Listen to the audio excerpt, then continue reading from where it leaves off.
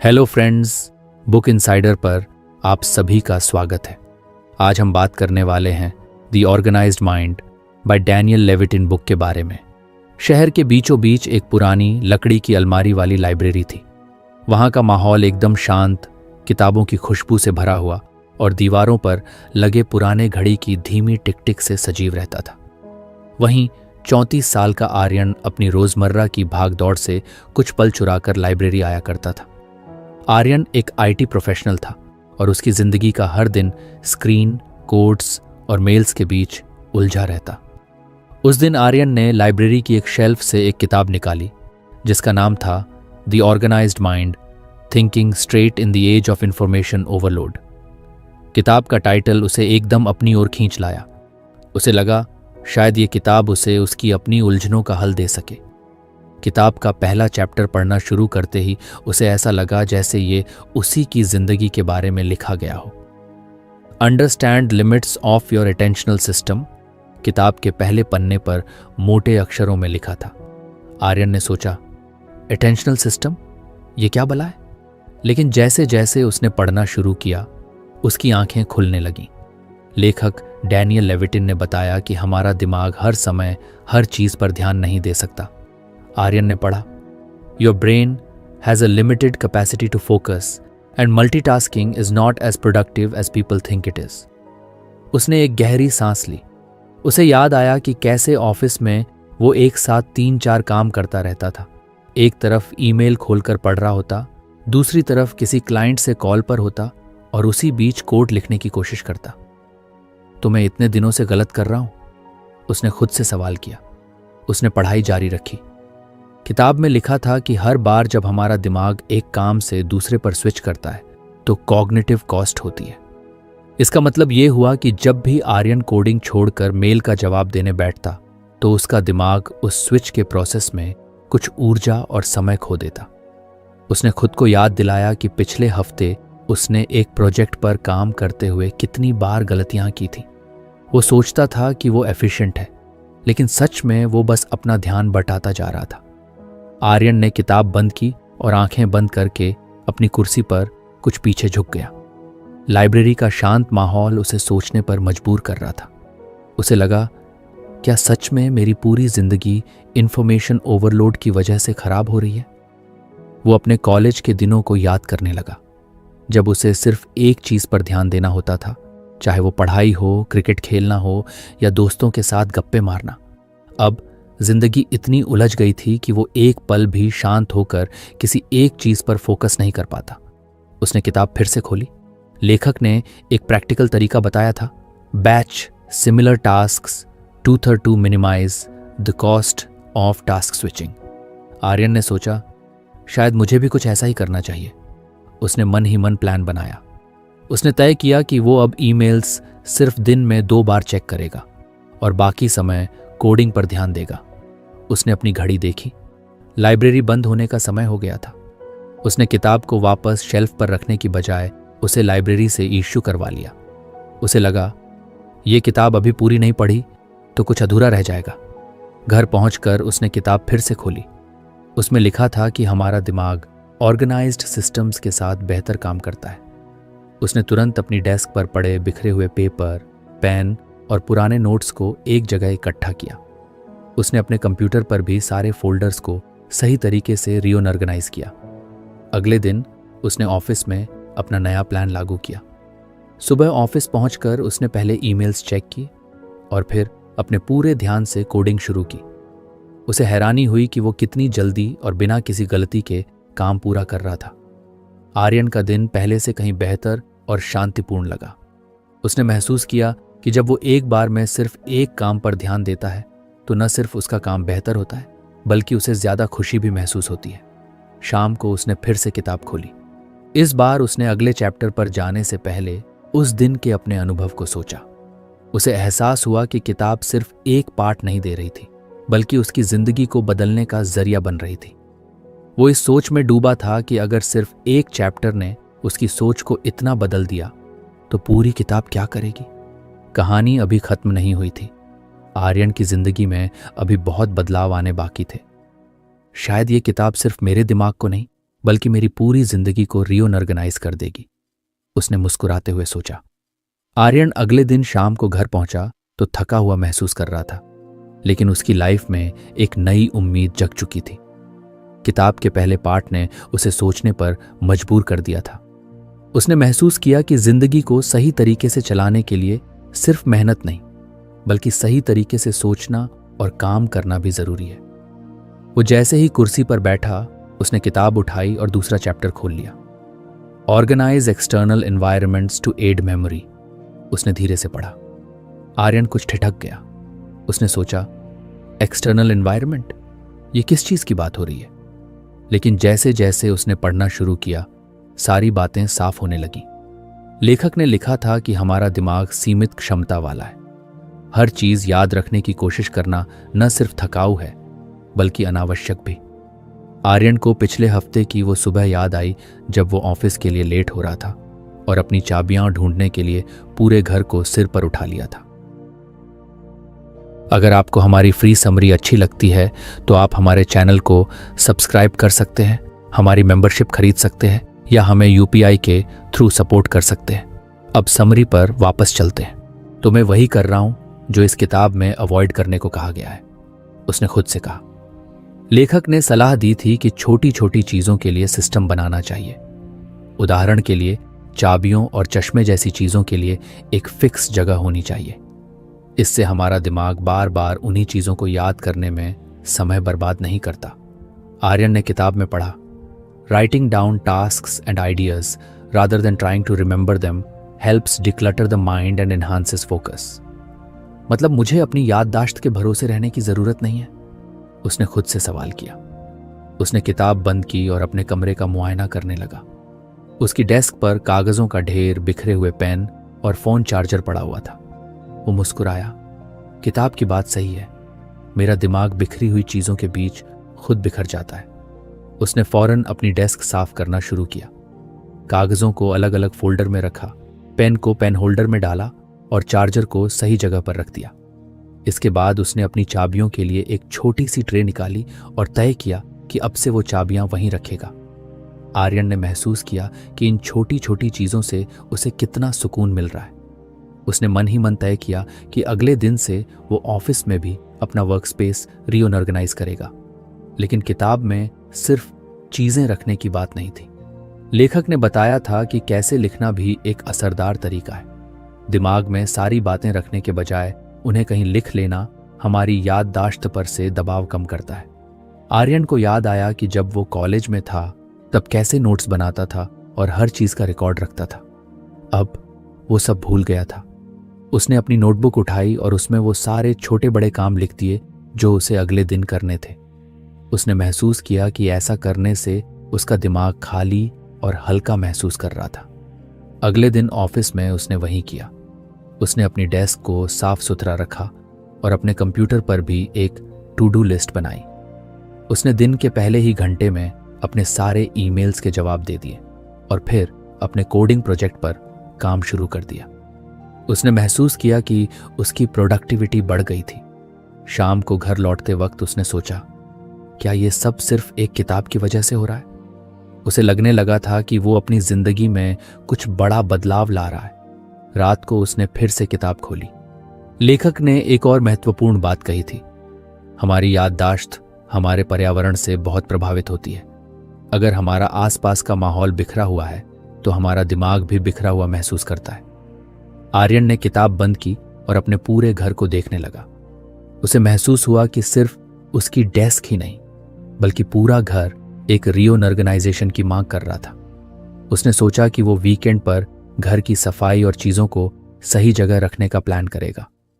वो किताब के दूसरे पार्ट से भी उतना ही प्रभावित हुआ था जितना पहले से।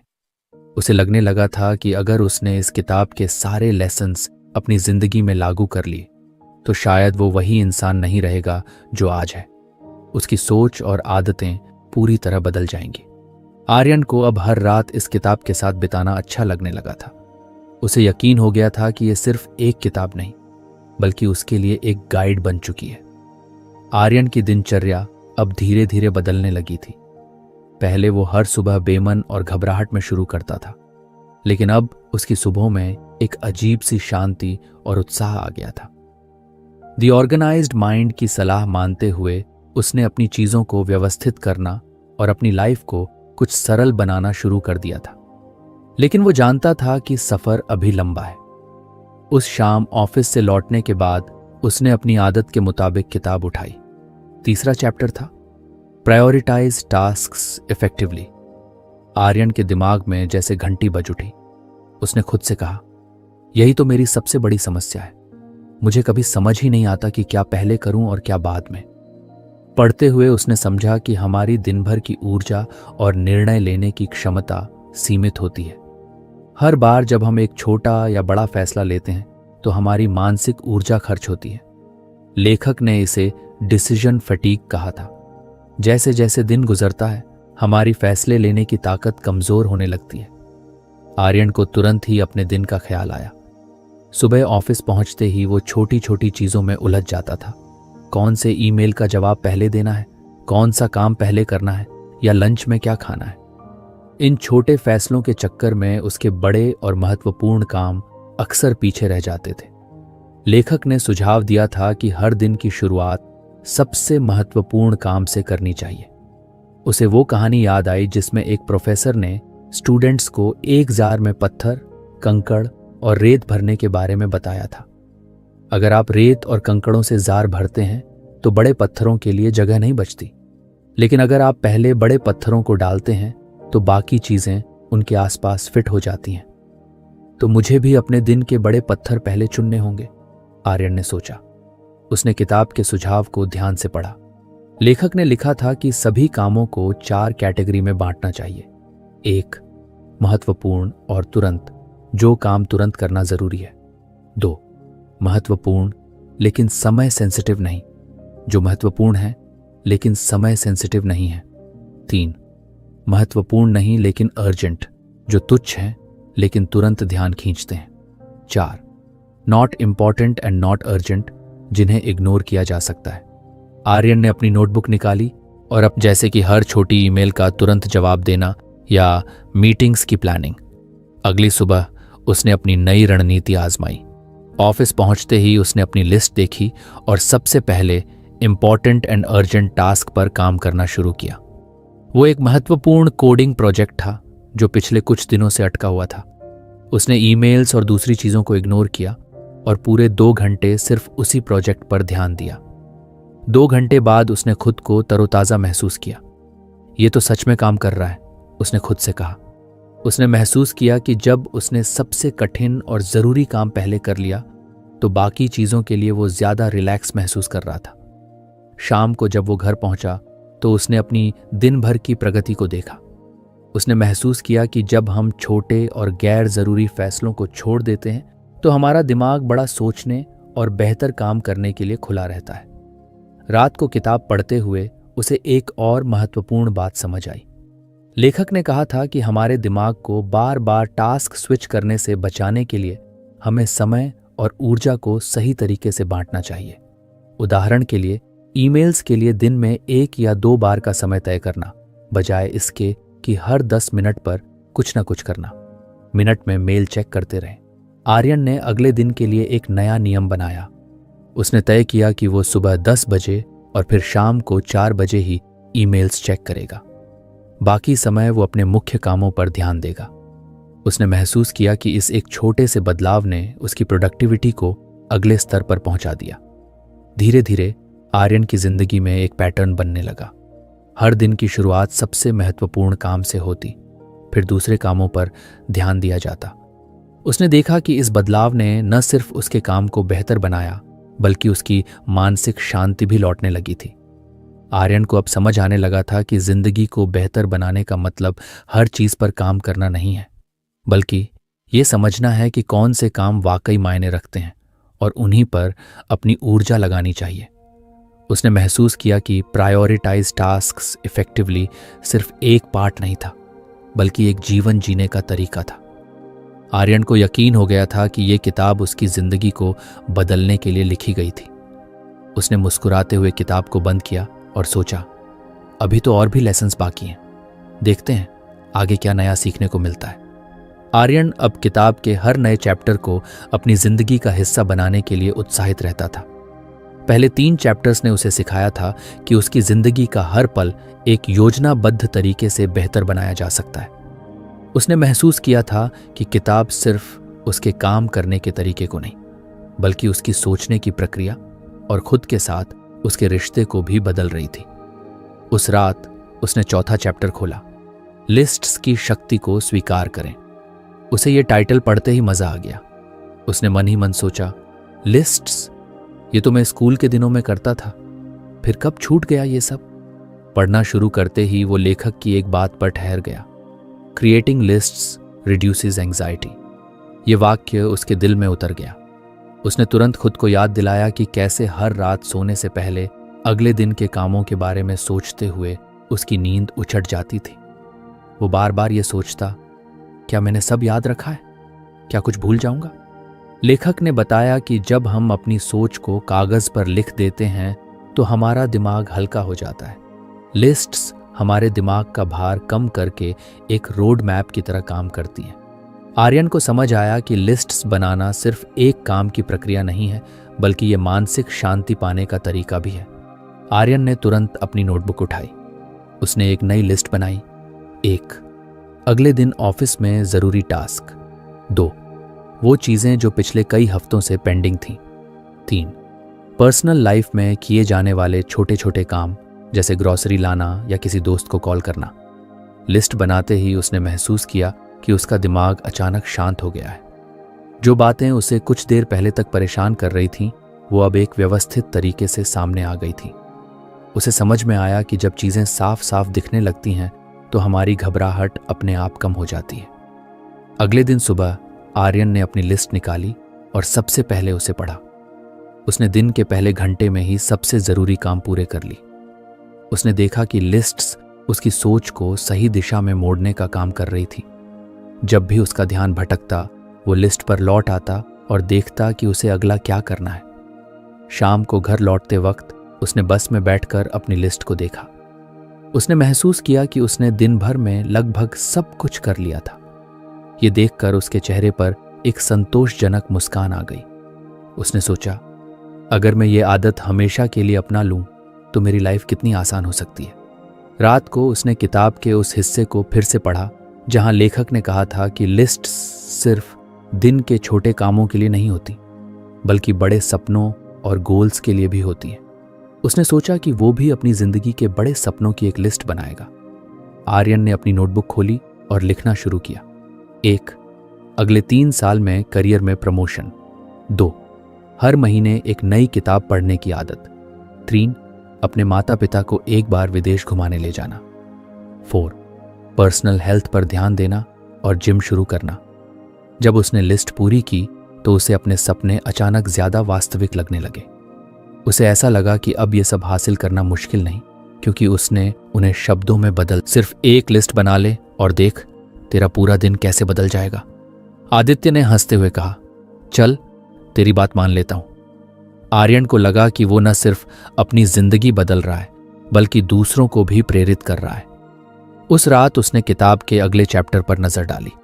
वो जानता था कि अगली सीख उसकी जिंदगी को और बेहतर बनाएगी, लेकिन इस बार उसने किताब बंद करते हुए सोचा, आज की सबसे बड़ी सीख ये थी कि लिस्ट्स सिर्फ एक साधारण आदत नहीं, बल्कि जिंदगी को आसान और खुशहाल बनाने का जरिया है।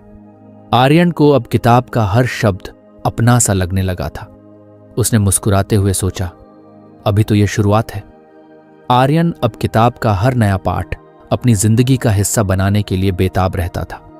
उसने महसूस किया था कि द ऑर्गेनाइज्ड माइंड न सिर्फ उसे बेहतर बनने में मदद कर रही थी, बल्कि उसके सोचने के तरीके को ही बदल रही थी। हर पाठ उसके लिए एक नया आईना लेकर आता, जिसमें वो खुद को और अपनी आदतों को साफ साफ देख पाता। उस शाम जब उसने किताब उठाई तो अगला चैप्टर था, recognise and manage shadow work. ये टाइटल कुछ रहस्यमय सा लगा। उसने सोचा, शैडो वर्क, ये क्या है?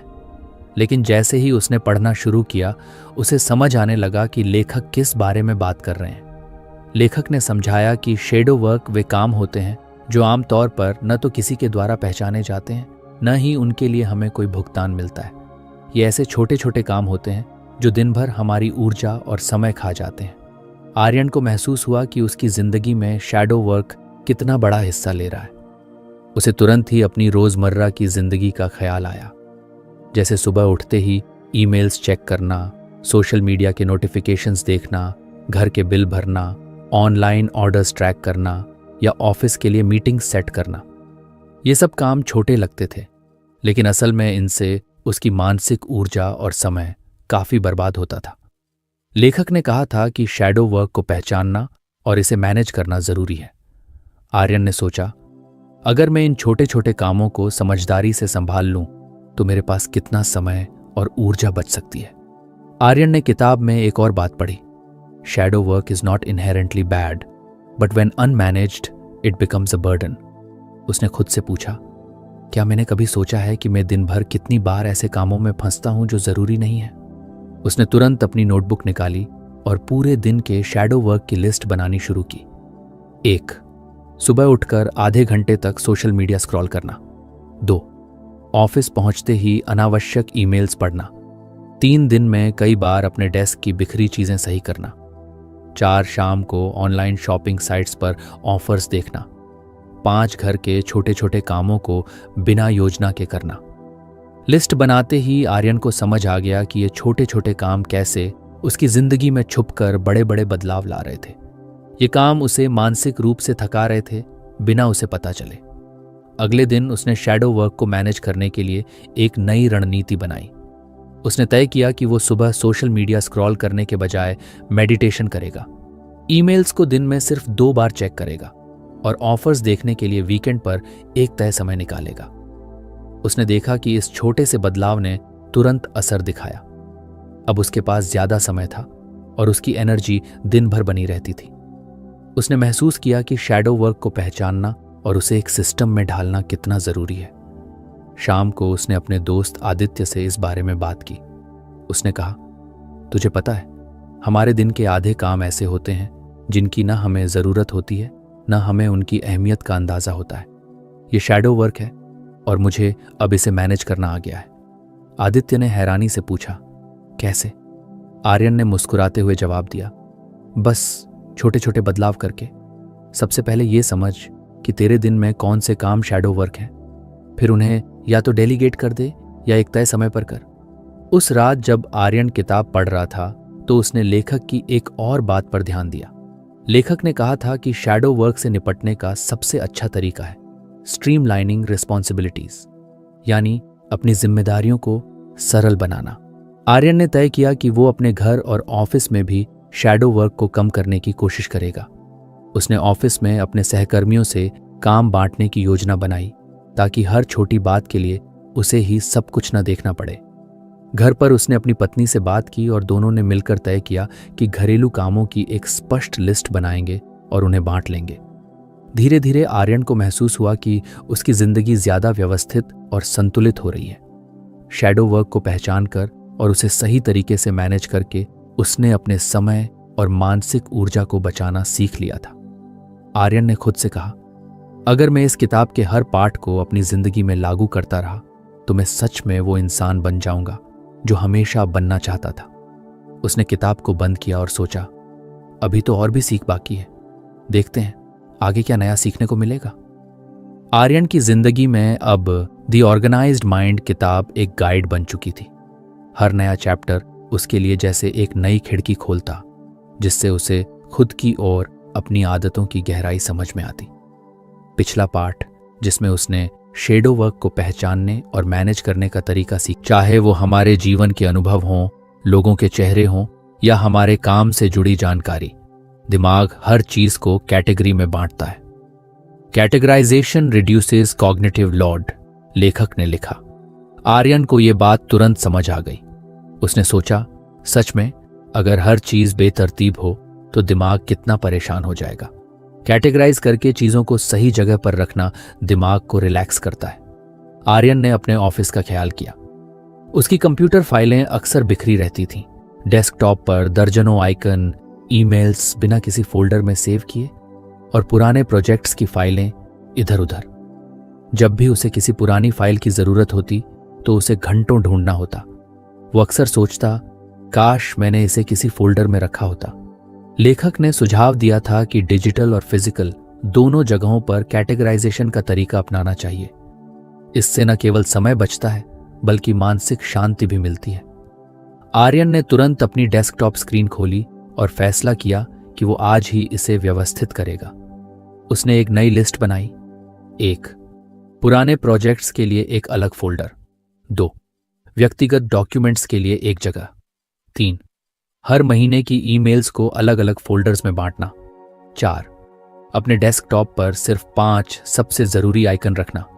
जब उसने ये सब किया तो उसकी स्क्रीन एकदम साफ सुथरी लगने लगी। आर्यन ने महसूस किया कि सिर्फ ये छोटा सा बदलाव करने से उसका दिमाग कितना हल्का महसूस कर रहा था। उसे लगा जैसे अब उसके पास चीजों पर बेहतर नियंत्रण है। रात को जब वो किताब पढ़ने बैठा तो लेखक की एक और बात ने उसका ध्यान खींचा। लेखक ने कहा था कि कैटेगराइजेशन सिर्फ डिजिटल या फिजिकल स्पेस तक सीमित नहीं है, बल्कि इसे हमारी सोच और प्रॉब्लम सॉल्विंग स्किल्स में भी लागू किया जा सकता है। आर्यन को तुरंत अपनी ऑफिस मीटिंग्स की याद आई। जब भी कोई बड़ा प्रॉब्लम सामने आता था तो पूरी टीम अक्सर बिखरे हुए आइडियाज के साथ चर्चा करती थी। इसका नतीजा ये होता कि किसी को समझ नहीं आता कि कहाँ से शुरुआत करनी है। उसने सोचा, अगर हम अपने आइडियाज को कैटेगरी में बांट लें तो शायद चीजें आसान हो जाएं। अगले दिन ऑफिस में उसने ये प्रयोग किया। एक मीटिंग के दौरान उसने सबको अपने आइडियाज को 4 कैटेगरी में बांटने को कहा। 1. तुरंत हल होने वाले छोटे प्रॉब्लम्स। 2. लंबे समय के लिए प्लान किए जाने वाले काम। 3. रिसोर्सेज से जुड़े मुद्दे। 4. टीम के सदस्यों से फीडबैक की जरूरत वाले टॉपिक्स। मीटिंग के अंत तक हर चीज इतनी स्पष्ट हो चुकी थी कि पूरी टीम आर्यन की तारीफ करने लगी। उसके बॉस ने मुस्कुराते हुए कहा, यह तरीका तो वाकई मददगार है। आर्यन को अपने अंदर एक नई ताकत महसूस हुई। शाम को घर पर उसने अपने पर्सनल जीवन में भी कैटेगराइजेशन को लागू करने की सोची। उसने अपने अलमारी की तरफ देखा जहां कपड़े इधर उधर पड़े थे। उसने फैसला किया कि वो इसे भी व्यवस्थित करेगा। उसने कपड़ों को 3 कैटेगरी में बांटा, ऑफिस के कपड़े, कैजुअल कपड़े और पार्टी वियर। जब अलमारी व्यवस्थित हो गई तो उसने देखा कि अब कपड़े ढूंढना कितना आसान हो गया था। आर्यन ने खुद से कहा, कैटेगराइजेशन सिर्फ चीजों को व्यवस्थित करने का तरीका नहीं है, ये दिमाग को हल्का करने का जरिया भी है। उसने किताब के उस हिस्से को फिर से पढ़ा जहां लेखक ने लिखा था, effective categorisation helps us find information more quickly and reduces decision fatigue. Aryan ने सोचा कि यह पाठ भी उसकी जिंदगी का अहम हिस्सा बन चुका है। उसने मुस्कुराते हुए खुद से कहा, अभी तो और भी सीखना बाकी है, देखते हैं आगे की किताब क्या सिखाती है। अगले दिन ऑफिस जाते वक्त उसने अपने सहकर्मी आदित्य से कहा, भाई तुझे पता है, चीजों को कैटेगरी में बांटना सिर्फ काम को आसान नहीं बनाता, बल्कि हमारी सोच को भी साफ करता है। तू भी ट्राई कर। आदित्य ने जवाब दिया, चल आज से ही शुरू करता हूं। आर्यन को अब हर दिन किताब पढ़ने और नए पाठ को अपनी जिंदगी में लागू करने में मजा आने लगा था। उसने महसूस किया कि हर छोटी आदत जब सही तरीके से अपनाई जाती है तो जिंदगी को बेहतर बना सकती है। यह तो बस शुरुआत है, उसने सोचा, अभी तो और भी सीख बाकी है। आर्यन को अब किताब के हर चैप्टर का इंतजार रहता था। हर नया पाठ उसकी जिंदगी में कुछ ऐसा जोड़ देता जो न केवल उसे बेहतर इंसान बना रहा था, बल्कि उसकी रोजमर्रा की परेशानियों को भी हल्का कर रहा था। उस रात जब उसने किताब खोली तो अगला चैप्टर था use of designated places. Aryan ने टाइटल पढ़ा और मुस्कुरा दिया। उसे तुरंत याद आया कि कितनी बार उसने खुद को ऐसी स्थिति में पाया था जहां वो अपनी चाबी या मोबाइल ढूंढने के लिए पूरे घर में इधर उधर भाग रहा होता था। उसने सोचा, अगर इस छोटे से टॉपिक पर पूरा एक चैप्टर है तो जरूर इसमें कुछ खास होगा। जैसे ही उसने पढ़ना शुरू किया, उसे लेखक की बात ने एकदम पकड़ लिया। लेखक ने लिखा था कि the rule of the designated place not only saves time but also reduces mental clutter. Aryan ने सोचा, सच में मैं रोज कितनी बार अपनी चीजें ढूंढने में समय बर्बाद करता हूं। अगर हर चीज की एक तय जगह हो तो जिंदगी कितनी आसान हो सकती है। आर्यन को अपनी सुबह की दिनचर्या याद आई। हर दिन ऑफिस जाने से पहले वो चाबी, वॉलेट और मोबाइल चार्जर ढूंढने में परेशान हो जाता था। कभी कभी तो इतनी देरी हो जाती कि उसे घर से निकलने से पहले झुंझलाहट महसूस होती। उसने सोचा, अगर मेरी इन चीज़ों की एक तय जगह होती तो शायद मुझे ये परेशानी कभी ना होती। लेखक ने समझाया था कि डेजिग्नेटेड प्लेसेस जब हमें बार बार चीज़ें ढूंढनी पड़ती हैं तो हमारा दिमाग अनावश्यक तनाव में पड़ जाता है। उसने तुरंत ही इस आइडिया को अपनी जिंदगी में लागू करने की ठानी। उसने अपने कमरे को ध्यान से देखा और कुछ ठोस कदम उठाने का फैसला किया। 1. उसने अपने दरवाजे के पास एक छोटी टेबल रखी और तय किया कि चाबी हमेशा वहीं रखेगा। 2 वॉलेट और घड़ी के लिए उसने अपने बेड साइड टेबल का एक कोना तय किया। 3 मोबाइल चार्जर के लिए उसने एक सॉकेट के पास एक छोटी ट्रे लगाई। 4 जूतों के लिए एक अलग शेल्फ तय की। उसने रात को यह सब व्यवस्थित किया और अगले दिन का इंतजार करने लगा। अगली सुबह जब वो ऑफिस के लिए तैयार हो रहा था तो उसने पाया कि सारी चीजें अपनी जगह पर हैं। चाबी, वॉलेट, मोबाइल, सब कुछ। उसने महसूस किया कि सुबह की वो भाग दौड़ जो रोज उसकी शुरुआत को बिगाड़ देती थी अब गायब हो चुकी है। उसने मन ही मन सोचा, ये तो वाकई काम कर गया। ऑफिस में उसने अपने दोस्त आदित्य को इस नए नियम के बारे में बताया। आदित्य ने हंसते हुए कहा, अरे भाई, ये तो बड़ा आसान तरीका है, लेकिन कभी सोचा ही नहीं। आर्यन ने कहा, आसान चीजें ही तो सबसे ज्यादा असर करती हैं, तू आज से ट्राई कर।